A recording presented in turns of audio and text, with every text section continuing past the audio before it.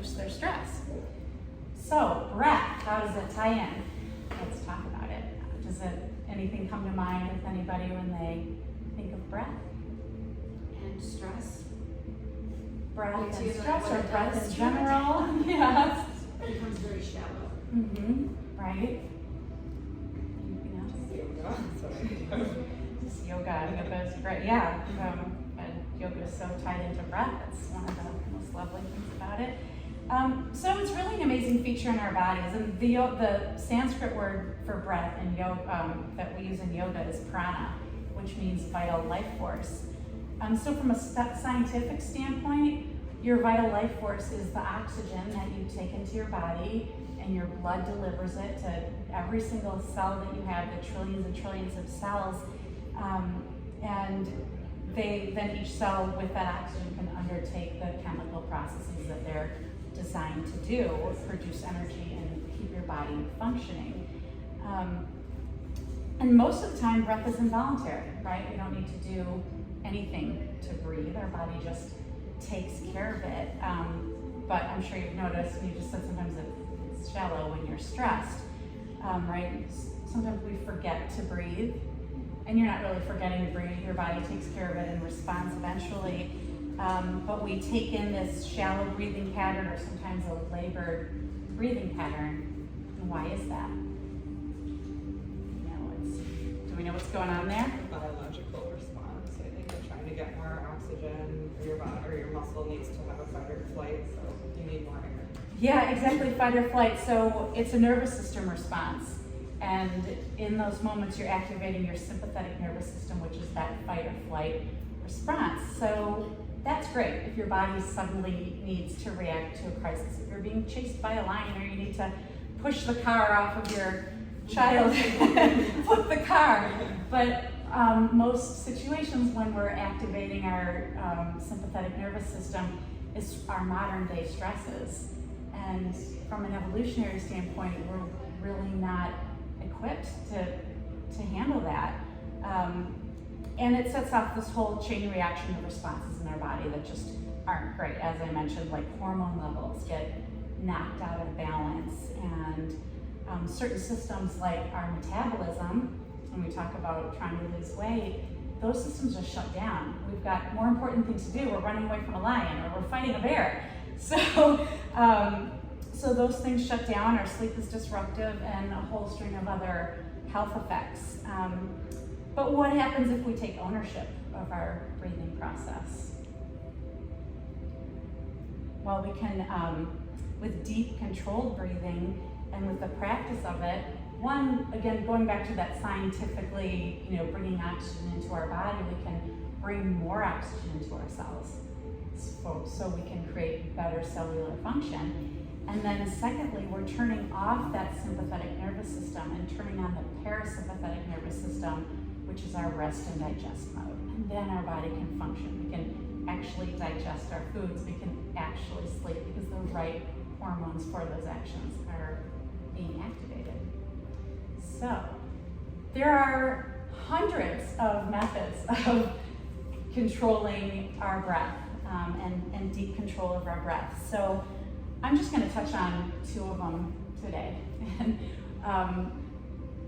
one is kind of maybe the most common or easiest to achieve, and the other I just kind of like, it's rather interesting and use it a lot in yoga.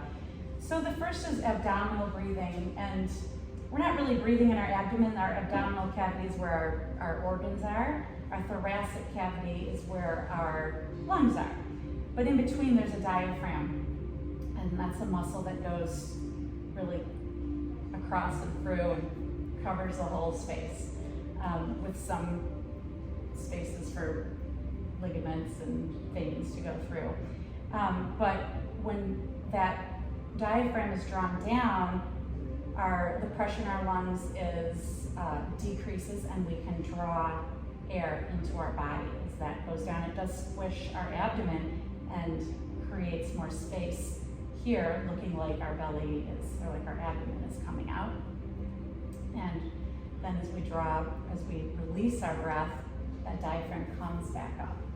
So that's the process of breathing. And an abdominal breathing, or sometimes it's called baby's breath, because if you have the joy of watching a newborn infant, their belly always comes up first, and then their chest, and then it goes back down and their belly goes in. So it's this 3-part breathing, we call it, or in yoga it's often called Durga Pranayama, where we breathe into our belly first, and then our rib cage, and then our chest. And these deep, full breaths, releasing chest, rib cage, and belly. And it's those deep, full breaths that are bringing all that oxygen to our cells, relaxing our body, and allowing for us to reduce our stress and anxiety. And I did have a friend ask me, well, how can I possibly breathe if I just can't breathe? And like, I'm so anxious I can't breathe, how can I put this into play? And that's why, that's very real, right? Where we're so upset that we can't even breathe, or we feel like we can't breathe. And that's why I feel like establishing a breathing practice is important, because then you have this in your toolbox. And in your most stressed out moments, hopefully you can access that. So we're going to practice the 3-part breath. And the other thing I want to point out about the 3-part breath is the top and the bottom. And creating that moment of stillness, just to hold it for a second at the top, creates this moment of stillness. And hopefully you'll notice how that feels, and that real stillness at the top and at the bottom between your breaths. And it doesn't have to be long. As you practice, you can experiment with extending that amount of time that you retain your breath, or retain your inhale or exhale on either side. Let's take a couple of these breaths together. So we'll inhale into our belly, into our ribs, our chest, and exhale it back down. And you can close your eyes, inhaling belly, ribs, and chest. Exhaling chest, ribs, belly. Take this on your own. It can be a little challenging at first if you haven't done this before, but hopefully you'll start to feel some calmness.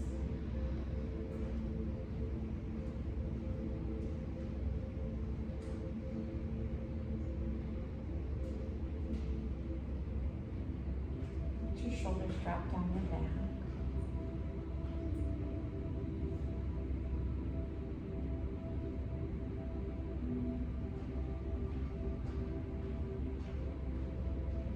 Feel a little calmer.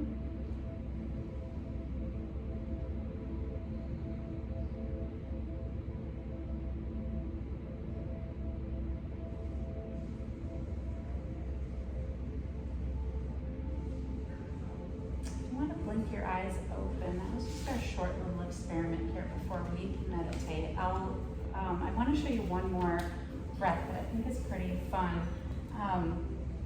And really interesting to experiment at home when you have the time. It's called Nadi Shohana. It's also, sometimes you'll hear it referred to as analoma valoma, or alternate nostril breathing. So it's the alternate nostril breathing that you can hang on to here, regardless of all the crazy terms that are out there for it. And the way that we achieve this breath is in through one nostril and out through the other. So what we do is we bring our 2 fingers down like this, and you're going to in your right hand, and you're going to use your thumb and your ring finger, and bring your thumb to your right nostril, and your ring finger will be coming to your left nostril. We're starting on the right, and the idea of this breath is that it balances your left and your right side of your brain. It also balances your yin and your yang, your masculine and your feminine energy.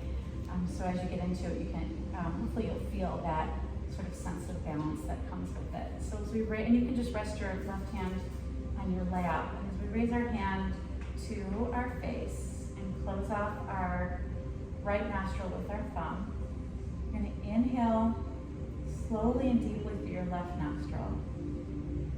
And then you'll shift your ring finger over to close your left nostril and exhale out your right. Then inhale through your right nostril. Close off your right nostril with your thumb and exhale through through your left side. Inhale back through your left. Close it down and exhale through your right. Inhale right. And exhale left. Inhale left. Exhale right. Continue a few more of these on your own.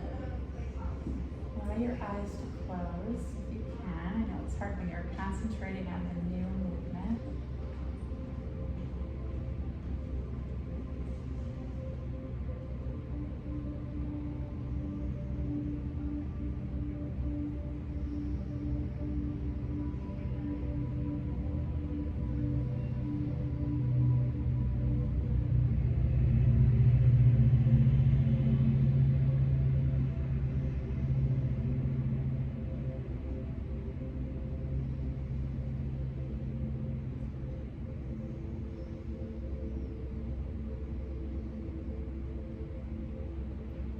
Your next inhale for your left side. Close off, exhale through your right to complete the practice. Okay. You feel some calm? Have you tried that one before? No, It's okay.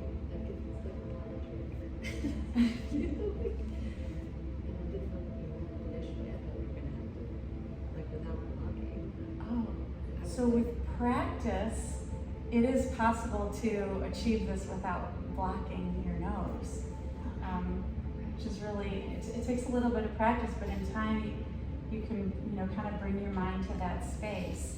And right here in the middle of our head, sort of behind our eyes, is our pineal gland.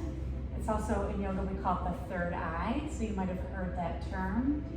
And so you're really tapping into that space and helping with those hormones that are established and produced back in the pineal gland. So it's really an interesting breath practice, super calming once you get used to the sort of choreography of it. So, hopefully you can use that when your clients are stressing you out the most. It might be a little weird to sit there and start doing this, but that's why you keep practicing until you can just But no, really, when I feel most stressed out, I just go to the 3-part breathing, or even just, I'm sure everyone's been reminded before, just breathe. And that's, that's real, bringing that breath. Can you do that without talking? I can, yeah. I mean, you have to be in a concentrated sort of state. Yeah, I'm sure. But yeah, it's pretty interesting.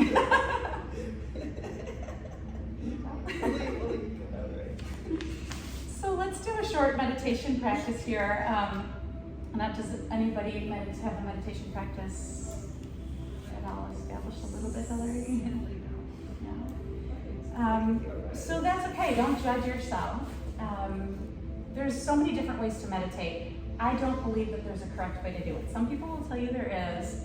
I don't think you can say oh, surfing is my meditation. I get it, that's really calm and takes you to a space and a place. I feel that when I'm swimming, but I wouldn't call swimming a meditation.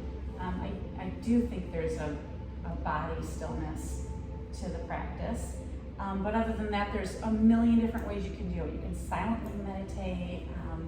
There's an organization called Transcendental Meditation, and they have a very specific practice. I haven't done it before, so I don't exactly know all the secrets, but you go through a practitioner who gives you your own personal mantra. A friend of mine did, she's like, I can't tell you my mantra. It's supposed to be very internal. So I respect that. I think it's amazing. I would love to try it someday.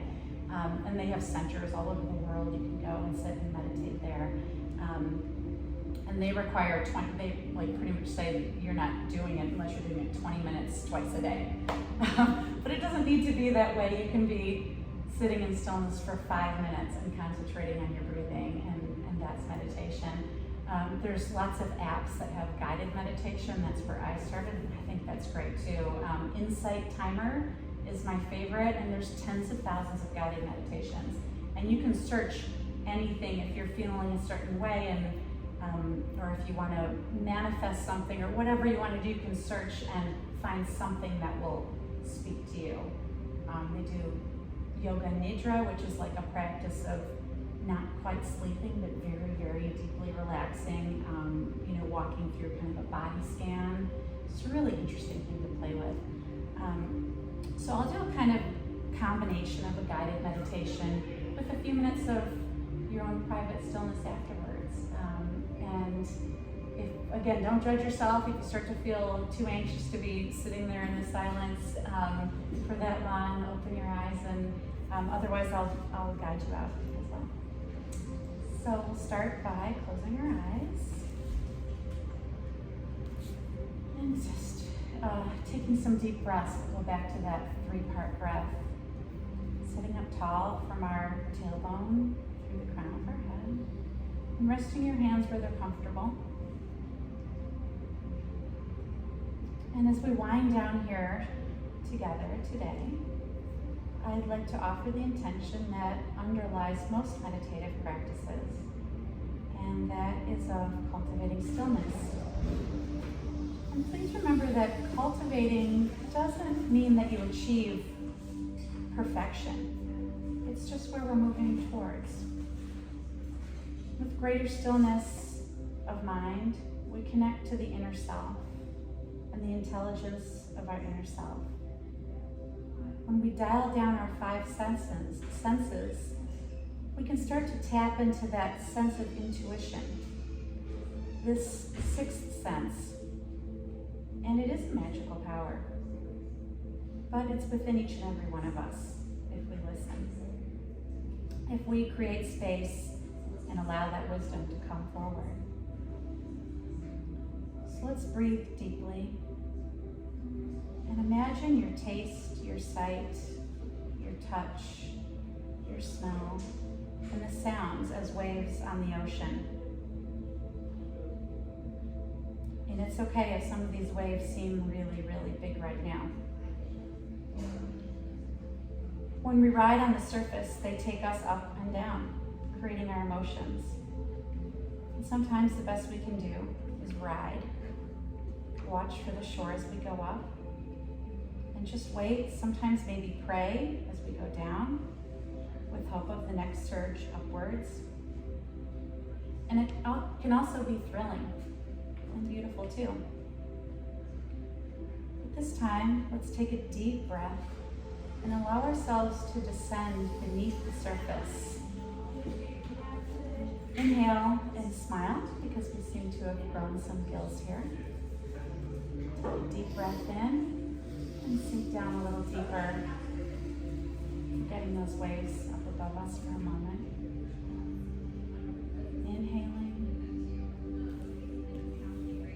feeling the beauty around us. And exhaling, sinking down a little deeper still. You may float up a little bit and feel some of those waves coming back, and it's okay. Acknowledge the waves and float back down. So I'll let you continue here to inhale, feeling the beauty of the ocean, and exhale, sinking down into the stillness.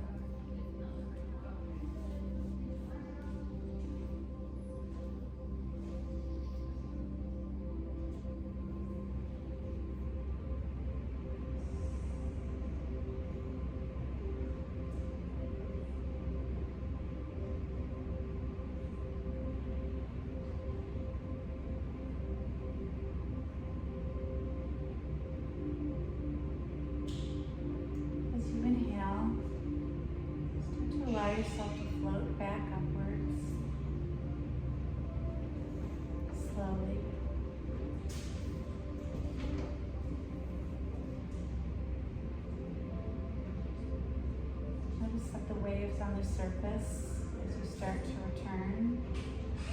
I've calmed a bit. There's a boat there for you. There's a helping hand.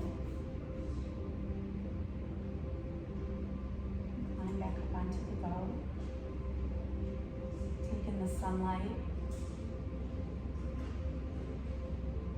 Return to the surface of the ocean and notice the beauty that's there. Find gratitude for that. Send gratitude to that inner self, that inner wisdom that you had a peek at down below. Know that it's always there. Slowly blink your eyes open and return.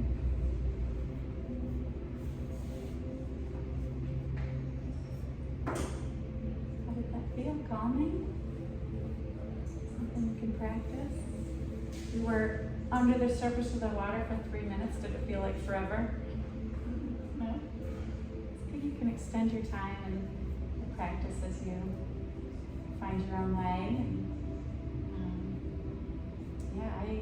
I really just started meditating during the pandemic. Like I said, with guided meditation, but I love to sit in stillness now. It takes some work too.